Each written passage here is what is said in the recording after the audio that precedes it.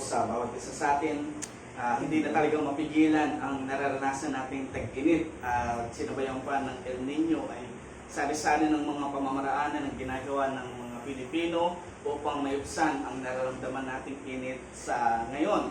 Habang ang Pilipinas ngayon ay salat sa tubig ulan, sa gitnang bahagi ng mundo ay nakaranas ang Dubai ng napakalakas na pag-ulan na nagdulot ng pagbaha sa kanilang mga lugar. Tila ba magkasalungat ang nararanasan natin sa Dubai na inaasang napakainit dahil isa-isang bahagi ng disyerto, pero umulan ng malakas, ngunit sa ating bansa, sa Pilipinas, na isang tropical country, tila ba walang ulan na dumadampi. Ganito ang nangyayari, o ganito ang sa Ebanghelyo ang ginawa ng ating Panginoong Hesukristo. Merong pagsasalungat ng mga tao, ngunit ang ginawa ng ating Panginoong Hesukristo, isang paraan ni Jesus sa pagtuturo ukol sa sumasalungat sa kanyang paghahari, sa kanyang kaharian, ay sa paraan ng pagbibigay ng talinghaga. Marami sa mga talinghaga ni Jesus ay tinatawag na kingdom parables, o mga talinghaga ng kaharian. Tumutukoy ito sa paghahari ng ating Panginoong Hesukristo.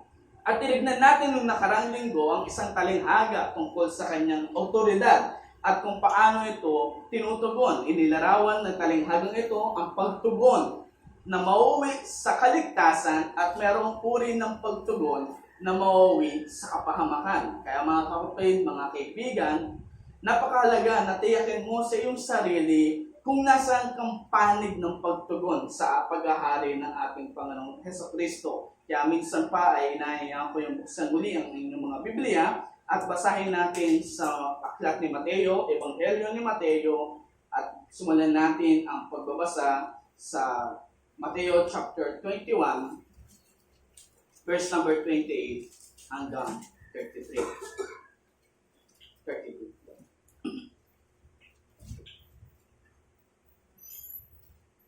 Matthew chapter 21, verse number 28 to 32.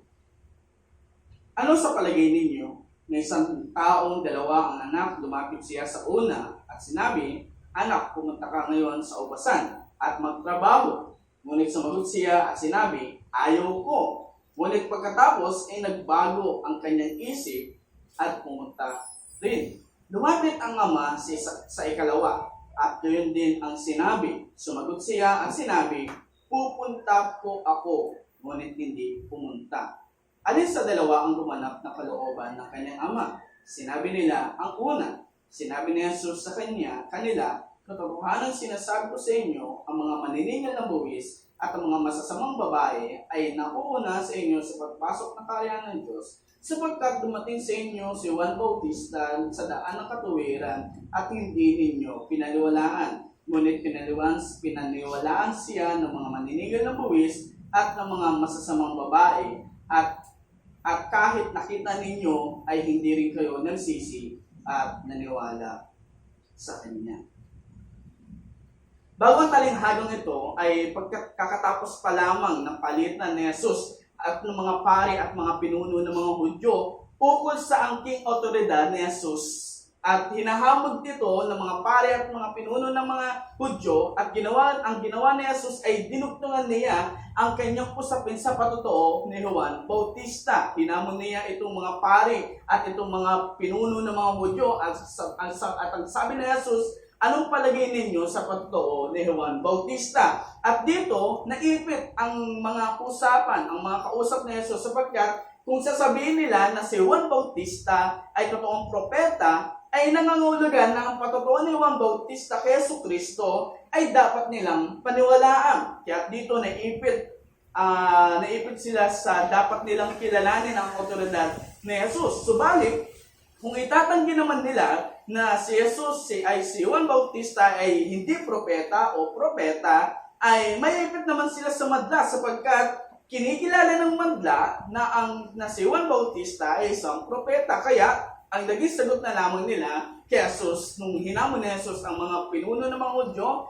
at ang mga Pariseo, ang sabi nila ay hindi namin alam, hindi namin masasagot.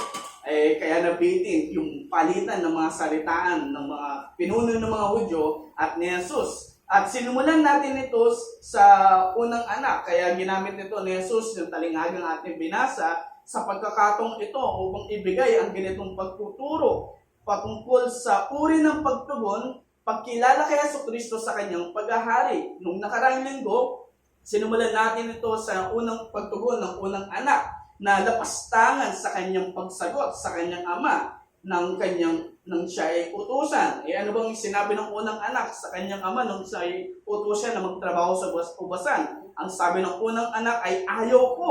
Ito yung lapastangan na pagsagot, walang galang na pagsagot. Subalit kalaunan ay nagsisi at sumunod pa rin. At natutunan natin nung nakaraang linggo na ang katotohanan na ang sinumang nagsisising makasalanan ay nagpapasakop sa kaharian ni Jesucristo. Kaya iniugnay ito ni Jesus sa mga katulad ng mga maniningan ng buwis at ng mga masasamang babae na maaaring hayagan ang kanilang pagkakasala, lantad sa lipunan ng kanilang pagkakasala, at sila'y hinahamak ng mga katulad ng mga Pariseo at ng mga pinuno ng mga Hudyo at ng mga pari.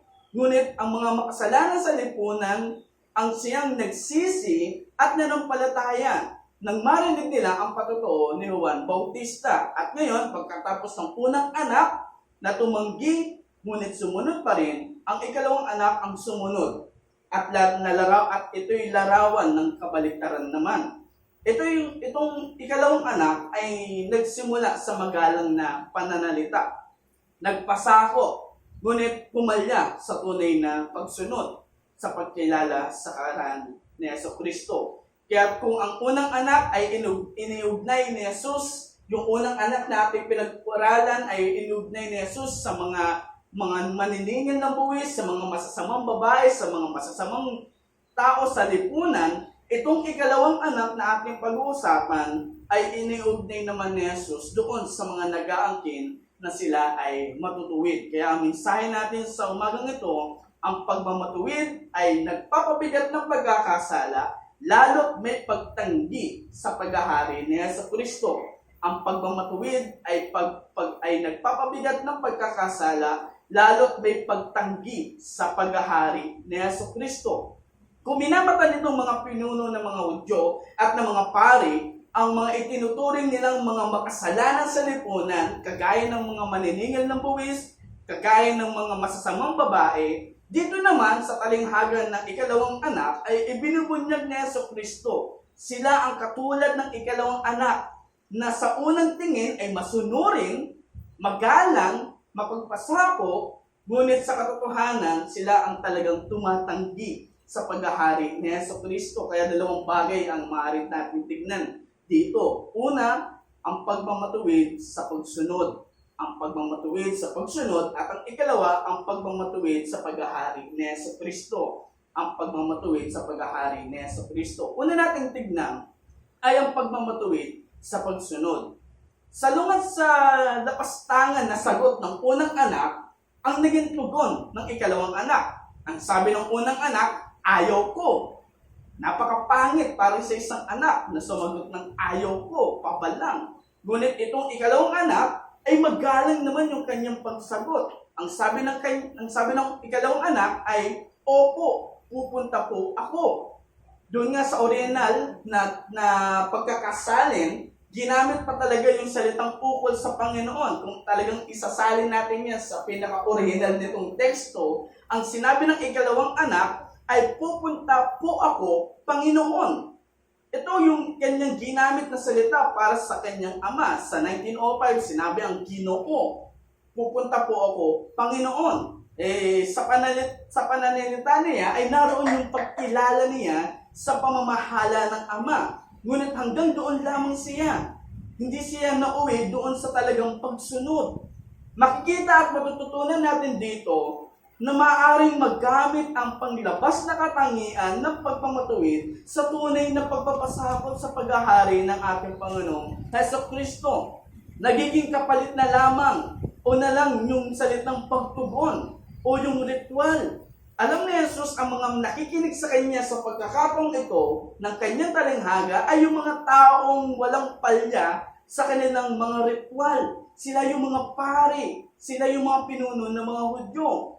Mapagmalaki sila sa sa pagmamatuwid ng reliyon, ang mga makasalanan sa lipunan sa katulad ng mga maniningil ng buwis at ng mga masasamang babae ay hindi pwedeng ihanay sa mga Pariseyo at mga pinuno ng mga Hudyo. Ngunit sa talinghaga ni Jesucristo, binubunyag niya ang uri ng pagkamakasalanan ng mga pari at ng mga pinuno ng mga Hudyo. Hindi nga sila katulad ng mga maniningan ng buwis, natahasan na pagsuway at lapastangan sa pagkakasala. Hindi nga sila katulad ng mga masasamang babae at bunyag ang pagkakasala. Ngunit itong mga pari at mga pinuno ng mga Hudyo ay katulad ng ikalawang anak na napakagalang ng pagsagot pero malayo sa kalapastanganan ng pagsagot ng unang anak. Pero gusto kong liwanagin, maganda ang ganyang pagsagot na magalang. At gusto kong sabihin sa mga anak at mga kabataan dito na isa sa napakapangit na kasalanan ng isang anak ay ang lapastangan na pagsagot sa magulang. Yung barumbado kung sumagot sa magulang. Iyan po ay pangit. Hindi po yan maganda. Hindi yan kailanman itinuturing na maayos at maganda na pagsagot kung sumagot ka sa magulang ng barumbado. Dapat magalang. Gayon pa man, narito ang ikalawang anak, hindi mo siya maaakusahan ng pagiging lapastangan sa kanyang pagsagot. May salita nga siya ng pagkilala sa kanyang anak, sa kanyang ama. Nandito na ang lahat ng gugustuhin ng isang magulang sa pagsagot ng isang anak na magalang. Ngunit, pagkatapos na magalang na pagsagot, pagkilala sa pamamahala ng kanyang ama, wala naman siyang ginawa sa pagsunod sa utos. At dito ang magalang na pagsagot na hindi naman nauwi sa pagsunod ay itinutulad ni Jesus sa mga ginagawang katwiran ng mga pari at ng mga pinuno ng mga Hudyo, ng mga ritual, ng mga paulit-ulit na gawain, ngunit wala naman sa puso. Walang palya sila sa mga ritual, sa templo, kasama na dyan ang paghahantog at pagkakaloob, at masigasig sila sa pagsunod sa pagkilala ng Sabat, lalo't may mga bagay na ipinagbabawal nilang gawin. Alam ba ninyo na ang mga Hudyo at yung mga rabay, guro, noon ay naglimbag pa ng maraming mga bawal na gawin kapag araw ng Sabat o araw ngayon ng Linggo sa ating kapanahunan. Nakaipon sila ng mahigit 600 na bawal. Puro bawal lang ang kanilang at kanilang sinusunod ito ng gustong-gusto. Wala silang palya sa pagsunod sa mga bawal. Ang tawag nila dito ay Mishnah. Ay marami pa yan. Hindi lang yan. May mga dapat pang gawin bukod sa 600 na bawal sa araw lang ng Sabat. Ito ang inaakala nilang pagkilala sa pamamahala ng Diyos. Na sila ay magalang sa kanilang ritual, hindi pumapalya, ngunit itinutulad ito ni Jesus sa singwalang bisa sa pagkamagalang ng ikalawang anak na hindi naman sumunod. Hindi lang siya pumunta sa ubasan. Anong pinapagawa sa kanya? Na magbungkal doon o mag-ani ng mga maaani niya sa ubasan. Siya ay walang ginawa sa ubasan. At dito natin timbangin ang halaga ng paggamit ng ating Panginoon sa ubasan. Kung durugtong pa natin yan ng talinghaga, may isa pang talinghaga na binanggit ng ating Panginoong Jesucristo. Ito naman yung patungkol sa talinghaga ng katiwala sa ubasan. Ngunit, ano nga ba yung ubasan? Hindi natin alam yan. Sa Lumang Tipan, ang ubasan ay tinutukoy sa bayan ng Diyos na Israel. Ngunit ang Israel ay hindi naging tapat. Isa sa mga propesiya sa Lumang Tipan ay muling magtatanim ng bagong ubasan si Yahweh. At ang katuparan nito ay ang Panginoong Jesucristo. Kaya ito'y nakaraan. Tingnan natin o pakinggan ninyo yung isang propesiya dito ukol sa ubasan sa Amos chapter 9 verse number 14. Sinabi diyan, at aking ibapalig ang kapalaran ng aking bayang Israel at kanilang muling itatayo ang mga wasak na bayan at titirhan nila iyon at sila'y magtatanim ng ubasan. Kaya yung pagtatanim ng bagong ubasan sa lumang tipan ay propesiya na patungkol sa Mesiyas. At ang katuparan nito ay ang Panginoong Hesukristo.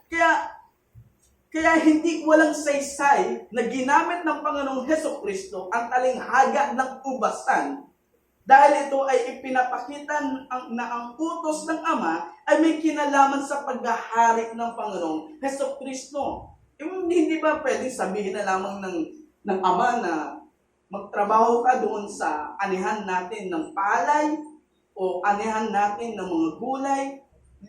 Ginamit ng Panginoong Hesukristo ang ubasan sapagkat ito ay propesiya na pumapatungkol sa kanyang paghahari. At narito ang isang anak, na ikalawang anak, na napakagalang ng kanyang pagsunod, ng kanyang pagsagot, ngunit hindi naman siya sumunod sa pagpunta sa ubasan. Ganito ang mga nangyayari sa mga reliyon, na kinikilala ang Diyos at yumuyukod sa pamamahala ng Diyos. Kinikilala ang mga bagay na ukoy sa pangreliyon, ngunit sa katapusan, hindi sila nagpapasakop sa paghahari ni Hesukristo. Ano man ang galang nila na makareliyon, hindi sila nasa sa kaharian ni Hesukristo. Kaya hinahamon kita na nagsasalita ka ng magalang, ngunit hindi ka nagpapasakop. Mainit ngayon sa napalitan ng mga salita ang dating magkakampi na sa politika at naging tagapagsalita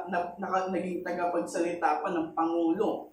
Itong dalawa, hindi ko napabanggitin, ukol sa pagbubunyag nila ng lihim ng ating bansa at bagay na ginawa ng nakarang administrasyon.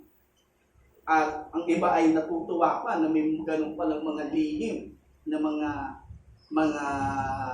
ginawa ang nakarang administrasyon. Ngunit, ang nalilimutan nila dito, ang mga taong ito ay gumawa ng panunumpa na pananatilihin nila o pananatilihin nila ang lihim ng bansa. Sumumpa sila at pagkatapos ay ibubunyag nila yung lihim ng bansa. Ang simpleng salita dito ay katraidoran sa salita nilang binitawan. At maaaring gumagawa ka rin ng mga salitang makareliyon. Kilala ko ang Diyos. Sinasabi mo, kilala ko si Hesukristo. Gusto ko ng Biblia.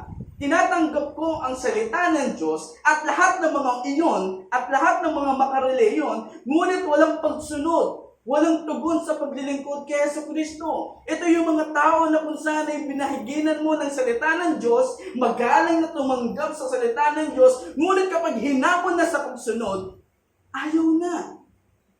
Nagkakaroon sila ng magalang ng pagtanggi. Ano yung mga magalang na pagtanggi? Sa susunod na lang. Baka hindi pa ito yung panahon. Hindi pa ako tinatawag ng Diyos. Umahanap sila ng mga bagay na kung saan inaakala nilang may puwersa silang mararamdaman. Ngunit ang Diyos tinatawag ang makasalanan na sumunod hanggang mayroong pagkakataon sa ngayon. At gamitin mo man lahat ng yan, hinahamon ka na gamitin mo ito sa totoong pagpapasakop kay Hesukristo. Hindi ritual o nakasanayang gawain. Madaling gamitin ng mga pananalitang ng pangreliyon tulad ng magalang na salita ng ikalawang anak, kagaya na nangyari sa ikalawang anak na hanggang salita na lamang, ngunit hindi talaga pumunta sa ubasan. At ganito ang nangyayari sa mga umaasa sa kanilang mga ritual. Maaaring ito ay pagsimba.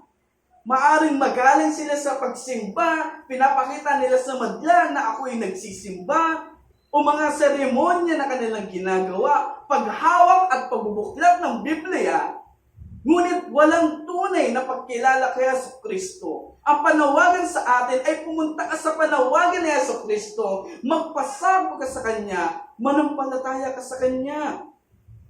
At ang isang tanong sa iyo, nangyari na ba ito sa iyo? Kayo ba ay dumating na sa punto ng pagpapasakop kay Jesucristo na kinikilala niyo na wala kayong kaligtasan maliban kay Jesucristo? Kaya ngayong umaga ay nahamon kang lumapit kay Jesucristo. Ngunit itong pagre-ritual ng mga Pariseo ay maaaring nangyayari din sa isang mga nag-aangking mananampalataya na kumikilala kay Jesucristo. Ngunit dumarating ka sa katabangan, panglulupaypay, panlalamig ng iyong pananampalataya, at ginagawa mo sa iyong buhay bilang isang Kristiyano, yung iyong pagsisimba, yung iyong ginagawa tuwing linggo, na para bang isang ritual na lamang. Paulit-ulit na ginagawa, ngunit wala sa puso. Wala yung tunay na kasiyahan ng puso. Kayo ba ay masaya kapag tumunog ang inyong mga alarm na alas 6 na, linggo na, o kayo ay galit pa?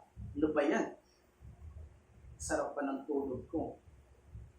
Ritual na magalang na pagdasal, ngunit wala namang tunay na hininga ng panalangin. Baka may ilan sa inyo na nananalangin, nagdarasal, ngunit yung tunay na hininga nito, wala na. At ang pagsamo sa Diyos, nawawala na. Kabisado ang mga salitang binibitawan sa panalangin. Magalang na paggamit sa salitang Kristiyano sa pagsamba, pagsasalita ng magalang. Ngunit nasaan ang tunay na kabanalan? Tiyakin mo na namumunga ka sa kanyang ubasan ng kanyang kaharian.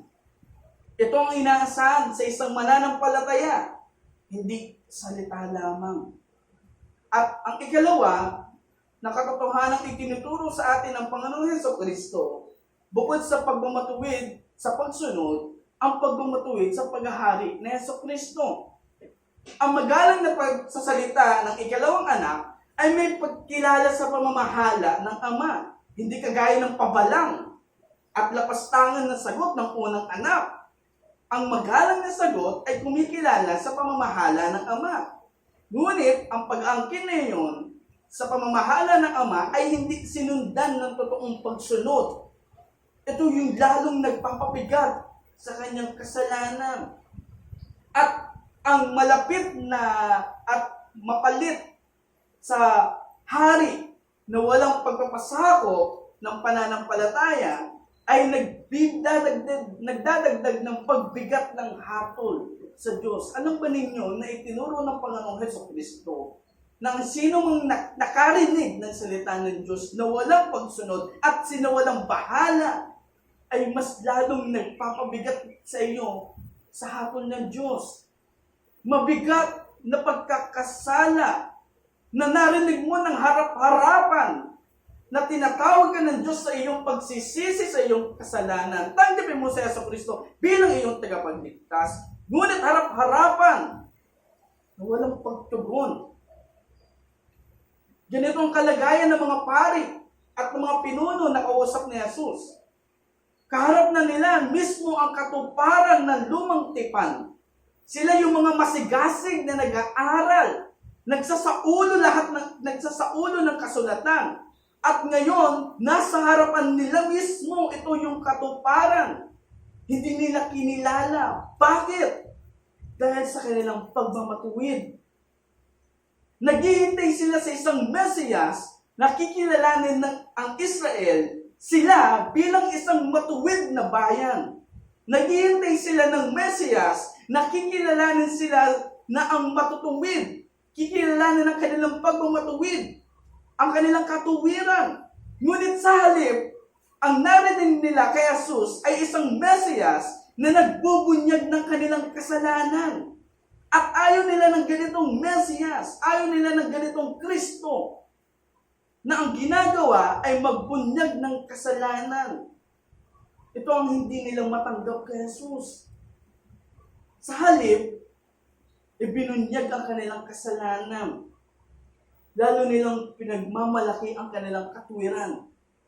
At ang gusto lamang nila kay Jesus ay ang kanilang milagro, ang kanyang inspirasyon, ang kanyang moralidad. At narito tayo ngayon sa nakakalitong kalagayan na may hayagan na kumikilala kay Jesucristo. Wala silang ebanghelyo sapagkat ayaw nila ng usapin ng kasalanan. Sila'y pumapabor kay Jesucristo kapag ang usapin ay milagro, kapag ang usapin ay pagpapayaman, magandang aral, magandang buhay, kung paano aasenso sa buhay, pagmamahal ng Diyos. Ngunit kapag ibinunyag ang kasalanan, ayaw na nila. Magalang sa una, kapag binunyag ang kasalanan, tumatanggi. May pagmamatuwid sa paghahari kapag hinarap ang kautusan ng Diyos. Gusto nila na sila'y tangkilikin sa kanilang katuwiran. Gusto nila na sila ay hangaan, bigyan ng pagkilala, at kanilang tatanggihan ang pangangaral na nagbubunyag ng kasalanan.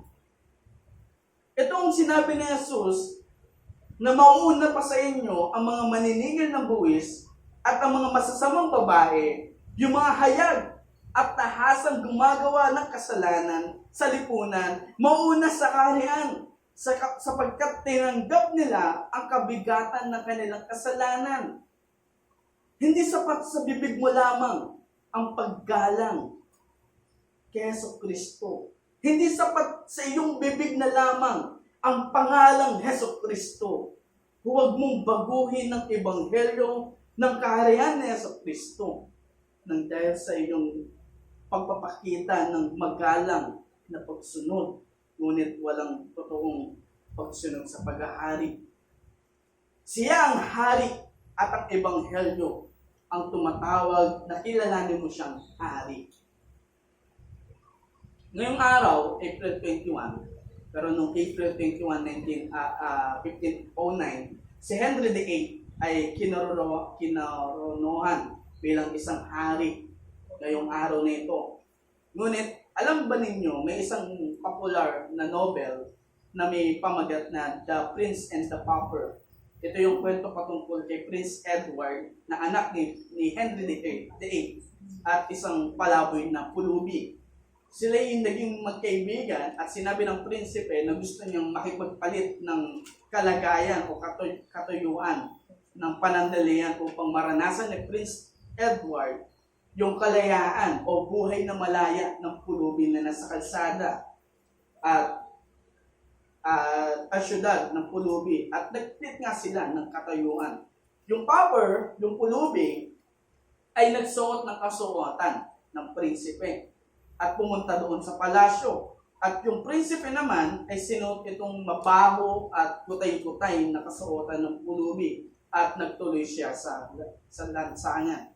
At habang nandoon sila, nag-uusap, namatay ang tatay ni Prince Edward na si Henry VIII. Palibhasa, sila yung magkamukha, tinanghal bilang isang hari, itong pulubi, long live the king, sabi ng mga tao. At itong prinsipe, na totoong prinsipe, nasa labas ng palasyo. Alam niyan na sa kanyang sarili, siya ang tunay na hari at kanyang pinagsisigawan na siya ang hari. Pero ang ginagawa ng madalas sa kanya, pinagtatawanan lamang siya. Kasi nakasuot siya ng pampulubi. Pero may isang tao na kumilala sa kanya bilang isang hari. Ang pangalan ay Miles Hendon. At sa hulihan, dahil si Miles Hendon ang kumilala kay Prince Edward na siya ang tunay na hari, ay nalagay siya sa mas maayos na kalagayan nang maibunyag na sa totoo sa tao ang katotohanan na ang pulubin na nasa kakarian ay hindi ang totoong hari. Nasa ganitong kalagayan tayo sa pananaw ng mundo. Inaasar lang tayo na si Jesus ay Panginoon at tayong mananampalataya ang kumikilala ng totoo dito. Maraming mga tao na umaasar sa atin, hindi totoong hari si Jesus. Si Jesus ay isang ideology o katang-isip. Hindi totoong naghahari si Jesus. Ako ang hari ng buhay ko. Ngunit, tayong mga totoong nananampalataya ang totoong kumikilala sa paghahari. Sa mundo, kinikilala nilang hari ang mga kayamanan, ang mga kapangyarihan, ngunit ang hindi nila nalalaman, ito ang magpapahamak sila sa kanila. At ngayong umaga ay inaanyayahan kita na lumapit sa Panginoong Hesukristo. Kilalanin mo siya bilang iyong hari, bilang iyong Diyos sa iyong buhay, bilang iyong tagapagligtas. Hindi sapat ang salita sa iyong bibig. Hindi sapat ang ritual. Kung kilalanin mo lamang siyang iyong hari sa pamamagitan ng iyong salita, ngunit walang pagpapasako, walang pagpapabigat ng iyong kasalanan, lalo lamang ito nagpapabigat sa iyong kahinat na nakahutulan. Alam kong sa umagang ito, may kinakausap akong ilang sa inyong paulit-ulit ninyong naririnig ang paanyayang magpasakop ka sa hari at hindi ka tumututol na si Jesucristo ay hari. Hindi ka tumatanggi. Magalang ka sa pakikinig ng mensahe. Hindi ka nang babastos. Hindi ka barong-baro sa pagsagot sa mga taong tumatayo sa pulpito. Tinatanggap mo si Jesucristo na iyong hari. Tinatanggap mo si Jesus na hari. Kinikilala mo si Jesus na isang Diyos. Ngunit hindi ka sumasampalataya. Hindi ka nagpapasako. Walang bisa kagaya ng ikalawang anak na kahit magalang ang iyong pagsagot, ngunit walang pagkilala, walang bisa. Hindi totoo. At ito ang mas kalulus-lulus na kalagayan ng ikalawang anak. Mas masahol ang nakarinig ng mensahe ng Diyos. Tumugon ng opo, susunod ako, ngunit walang tunay na pagpapasako. Mga kapatid at mga kaibigan, hindi lamang isang magalang na pananalita ang kailangan ng Diyos, kundi isang tunay na pananampalataya. Magpasakop ka sa Panginoong Hesukristo. Maaring nagtatago ka sa salitang, Opo, Panginoon. Ngunit, hindi iyan magliligtas sa iyo. Pumasok ka sa kariyan ni Hesukristo. Tayo mo na lang. Ama namin Diyos na pinakamabuti at nilikha at bibigyan ng buhay sa bawat nilalang nandito sa mundo. Maraming salamat po sa inyong pong mensahe at pagbasa ninyo ng inyong salita. O Diyos, sa aming pong buhay ay minsan ito ay sumagot ng magalang, sumagot ng opo, na kami po ay una pa lamang na nakaririnig ng inyong mensahe. Maaaring may mga pagkakataon na kami po ay sumasagot, minsan ay nangangako na kami po ay susunod, ngunit walang pagsunod. Ngunit o Diyos, iyaan niyo po sa araw na ito ay magbago ang salitang Opo, Panginoon, at mapalitan nito ng Opo, susunod po ako, Panginoon, sa inyo po kariyan, sa pamamagitan po ng paghahayag ng aming pong pananampalataya, pampublikong paghahayag ng aming pananampalataya na kinikilala ng ibang tao na mananampalataya sa bautismo. O Diyos, sa umagang ito ay ang pamangkin ko po ay nawa ang sino mang hindi nananampalataya, hindi kumikilala kay Jesucristo bilang tagapagligtas at Panginoon ng kanyang buhay, nawa ay ang kanyang puso ay ibugin niyo po, Diyos. At sa mga tao na kung saan ay hindi pa nakakarinig o wala pang tunay na pagkilala o Diyos, dalangin ko po na naway, gamitin niyo po ang mensahe ito upang sumabot ang sinumang hindi pa nakakakilala sa Panginoon Jesucristo. O Diyos, patawaran niyo po kami sa aming pong pagkakasala, sa aming pong mga pagkasalansan at maaaring sa kasalanan po namin sa aming pong kapwa. Patawarin niyo po kami. Ito po yung aming dalangin sa ngalan ni Jesus. Amen.